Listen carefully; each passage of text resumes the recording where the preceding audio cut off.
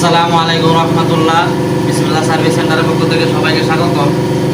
তো আপনারা দেখতেছেন আলহামদুলিল্লাহ, আমরা কিন্তু শুধু মিনি আইপিএস কাজ করি না, আমাদের বর্নিং মেশিন আছে। আমরা কিন্তু এলইডি ডিসপ্লে রিপেয়ারিং করি। তো এই যে দেখেন, একটা 28 ইঞ্চি প্যানেলে আমরা একটা সাইড কপ লাগাইতেছি। তো এই যে সাইড কপ আমরা বর্নিং দিতেছি মেশিনের মাধ্যমে। তো আমরা প্রেশার দিছি, এই যে দেখেন তাকে তাকে সব কিছু মিলছে আলহামদুলিল্লাহ। এই যে আমরা এখন গ্লাস বর্নিং, ফাইনাল বর্নিং দিতেছি, বর্নিং হচ্ছে। তো এই যে দেখেন বর্নিং হইতেছে।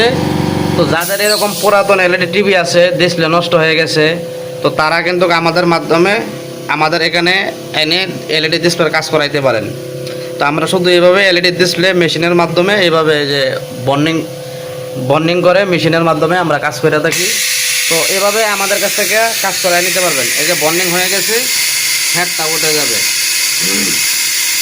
এই যে প্রেসারে শব্দ করতেছে, এই যে আস্তে আস্তে বর্নিং শেষ, উঠে যাবে। এই যে আস্তে আস্তে হেডটা উঠে যাচ্ছে এইভাবে।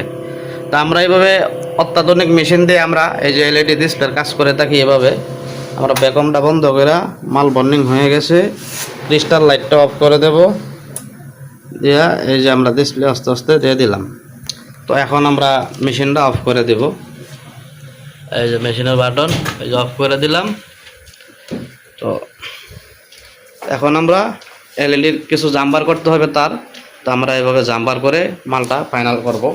তো আমরা জাম্পার করতে গেলে আমাদের এই মাইক্রোস্কোপ আছে, মাইক্রোস্কোপের মাধ্যমে দেখে দেখে যেটা ছোটো পিন, তো আমরা জাম্পার করব। তো নেক্সটে আমরা এলইডি ডিসপ্লের কাজের পুনরায় আপনাদেরকে ভিডিও দেওয়ার চেষ্টা করব।